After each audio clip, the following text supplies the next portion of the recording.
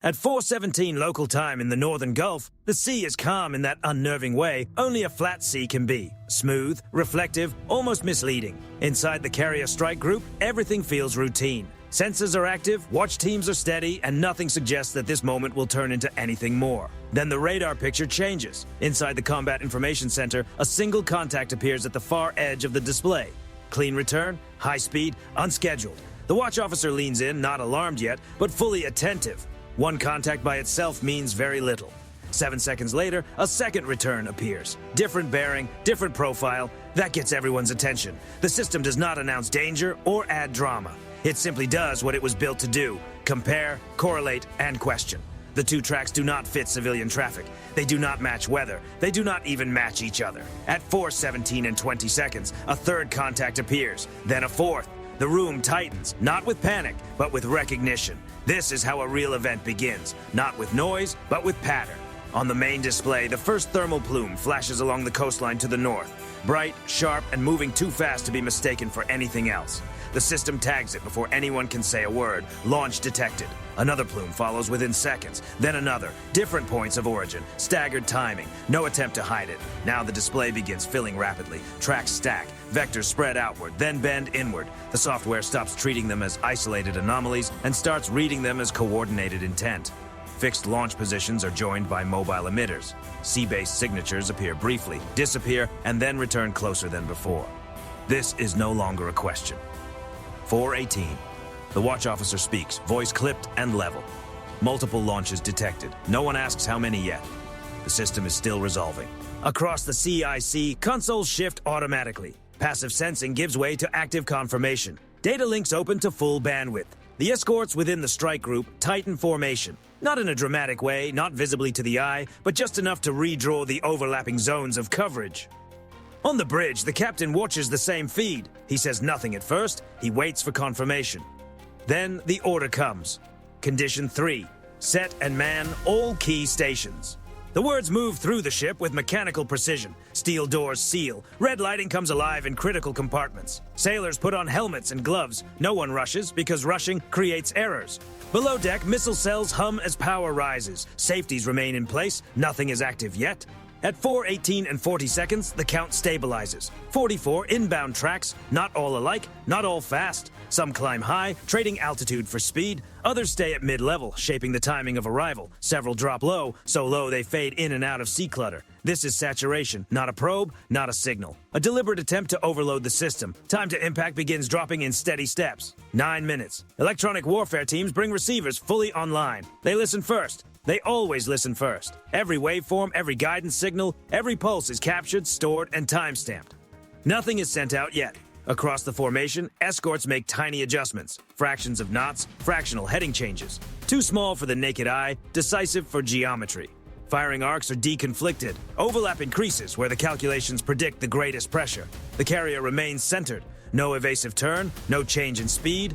8 minutes. One cluster adjusts course slightly. Just a subtle correction. The system flags it immediately. Countermeasure behavior noted. A low track drops out altogether, hidden by curvature. The display holds its last known vector in ghosted white. No one relaxes. 7 minutes. The air wing remains chained to the deck. Pilots wait beside their aircraft, helmets on, hands still. No launch order is coming. Not yet. This encounter will be decided long before aircraft become the main factor. Inside the CIC, voices grow shorter. Not louder, just shorter. Every call-out is exact. Bearing, speed, altitude. No commentary. The captain steps closer to the display.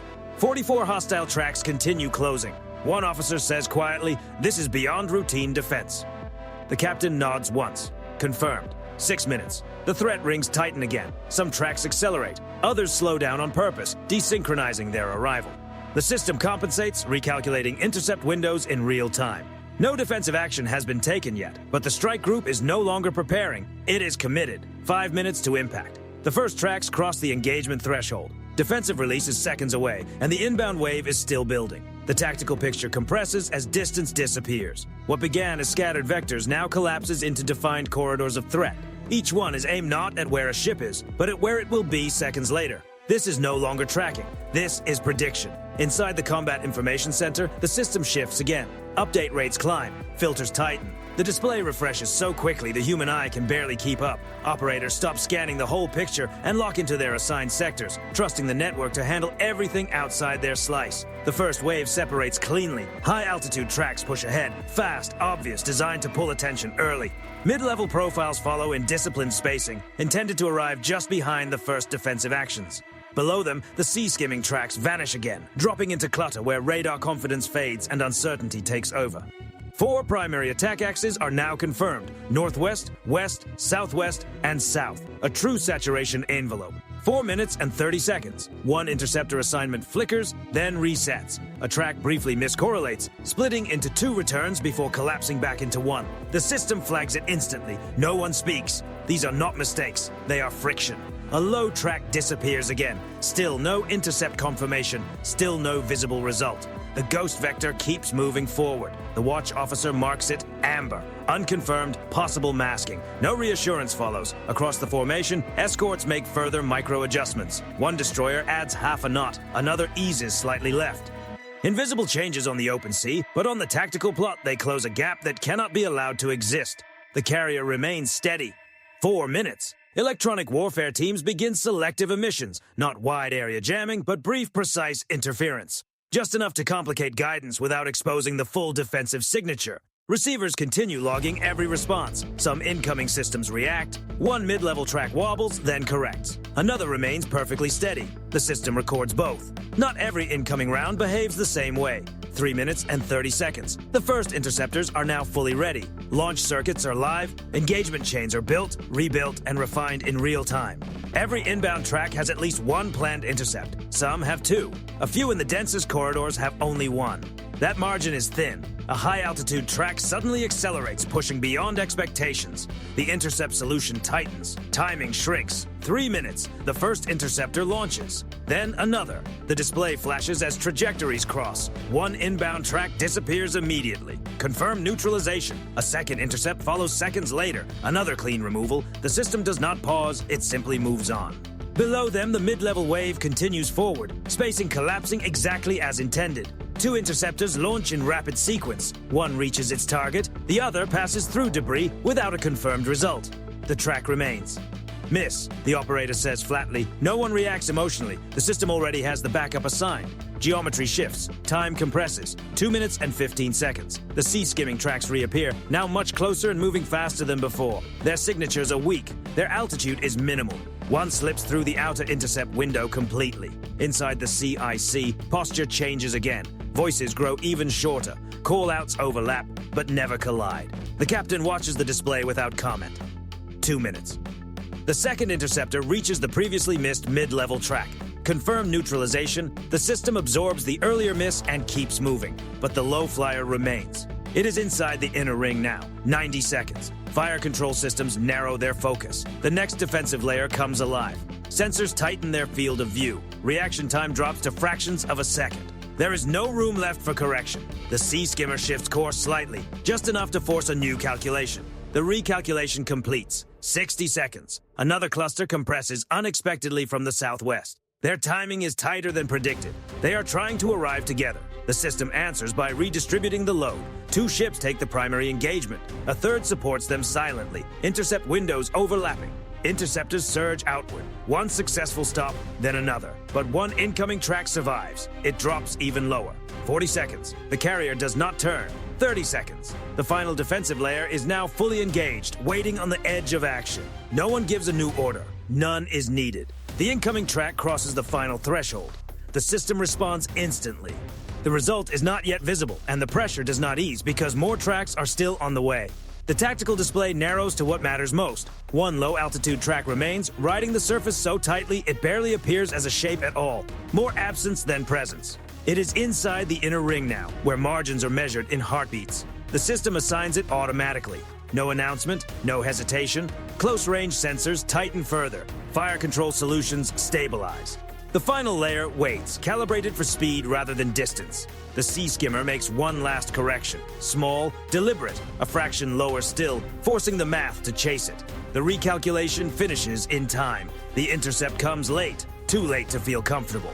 The engagement is violent and brief. The incoming track breaks apart, not into a clean disappearance, but into multiple returns scattering across the waterline. The blast is low, close, and heavy enough to be felt through steel. Not a strike, but close enough. On one of the escorts, the shockwave rolls across the deck. Antennas flex. A topside sensor goes dark. Loose equipment slams hard against its restraints. Somewhere forward, a sailor loses footing and hits the deck. The ship absorbs it. Inside the CIC, no one looks away from the screens. The system flags the event immediately. Near intercept, secondary effects. Damage control teams are already moving. Not running, not shouting, just moving with purpose. And then the display updates. No new inbound tracks appear, but the pressure does not lift just yet. Another cluster closes in from the southwest, its timing tighter than anything before it. 2 interceptors launch. One connects cleanly. The second detonates close enough to spray fragments across the surface. A piece skips off the water and disappears. The formation breaks apart. Confirmed removals begin cascading across the display, one after another. The numbers fall quickly now. 44 becomes 30. 30 becomes 12. 12 becomes 3. Each threat disappears in its own way. High-altitude tracks vanish cleanly at distance. Mid-level profiles break apart in brief flashes. The last sea-skimming threats are erased so close to the surface that the water itself seems to swallow the outcome. 10 seconds pass. Nothing new appears. Inside the CIC, operators sweep again and again. Long-range radar, short-range radar, passive sensors, infrared. The sky stays empty, but the room does not soften. Confirm damage status, the captain orders. The answer comes back in pieces. Minor topside damage on one escort. One sensor degraded.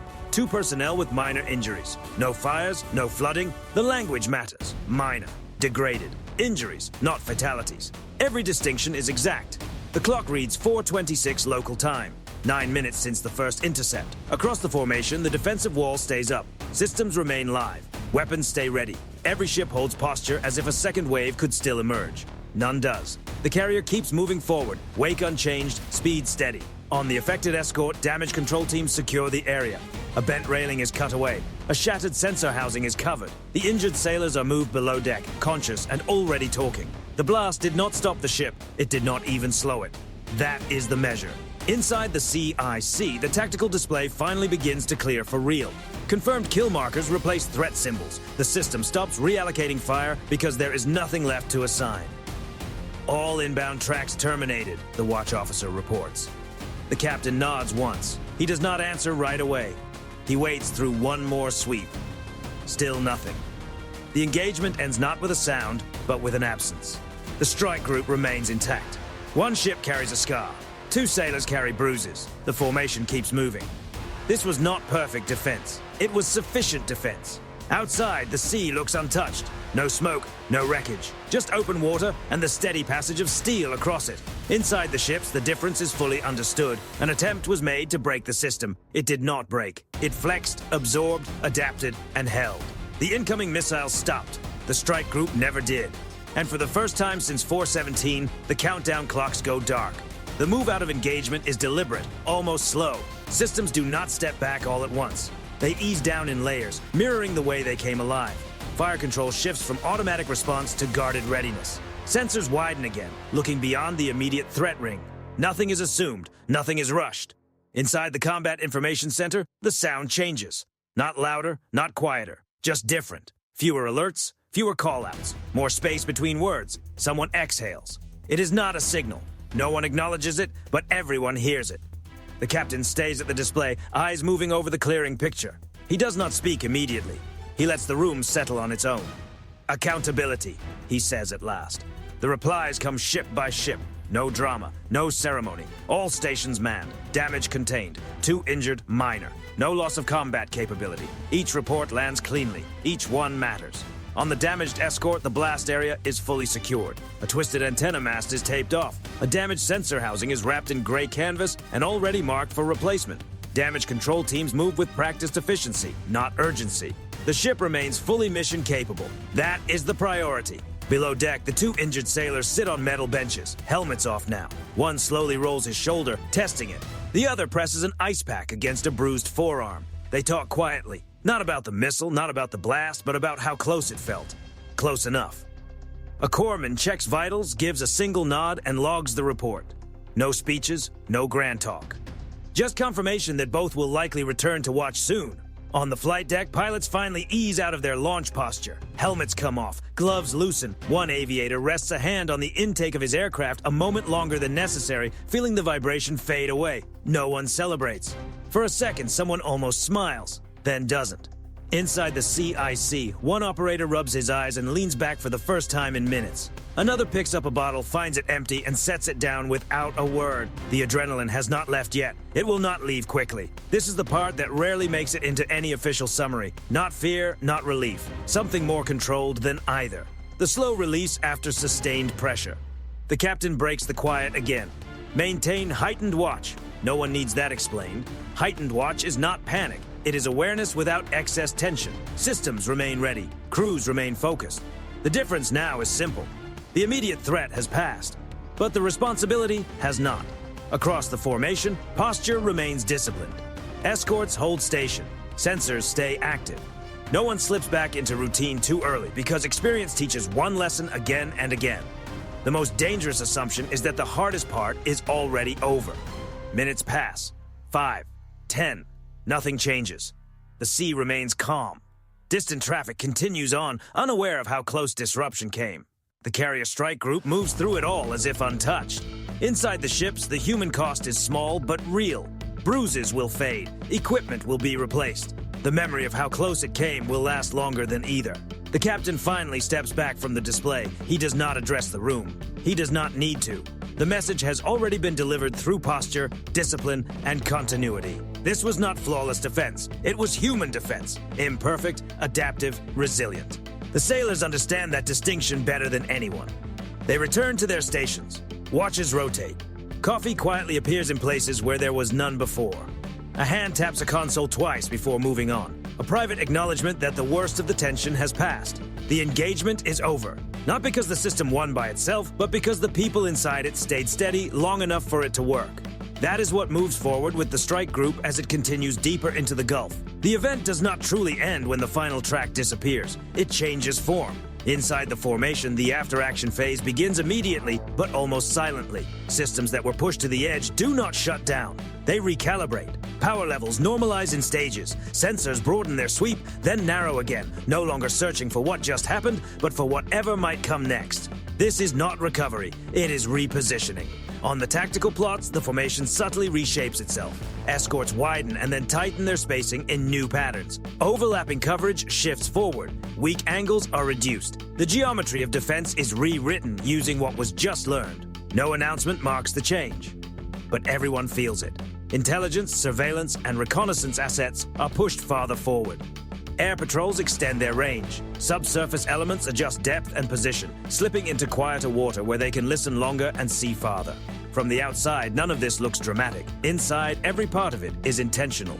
The captain holds a short command exchange. Brief, direct, technical. No speeches, no speculation, only facts. One escort took minor damage. 2 sailors were hurt and returned to duty. 1 sensor degraded and compensated for. All mission objectives remain intact. Then comes the key line. Assume follow-on activity. The order does not raise voices, it sharpens them. Rules of engagement are reviewed, not rewritten. Thresholds are clarified. Response timelines are tightened, not broadened, not escalated, just refined. The strike group will not wait to be surprised a second time. That is the real shift. The carrier continues ahead with no visible change in speed or heading. But around her, the posture has evolved. Defensive layers now sit slightly farther out. Reaction time is shorter. The system is more alert. Not louder, not more visible, just faster to decide. That is how escalation control works at sea. Not through spectacle, not through immediate retaliation, but by making the next attempt harder than the last. Somewhere beyond the horizon, sensors detect distant movement. Nothing openly hostile yet, nothing that crosses a line. It is logged and watched, not challenged, because the message has already been delivered. The strike group absorbed a coordinated saturation attack. It took a glancing blow. It stayed intact, it stayed on mission, and then it adapted. That adaptation is not for appearance. It is for endurance. No statement is drafted on board. No flags are raised. Nothing about the external behavior invites misreading. To the outside world, this still looks like another routine transit. That too is deliberate. In modern naval operations, dominance is rarely announced. It is shown quietly, repeatedly, until it no longer needs explanation.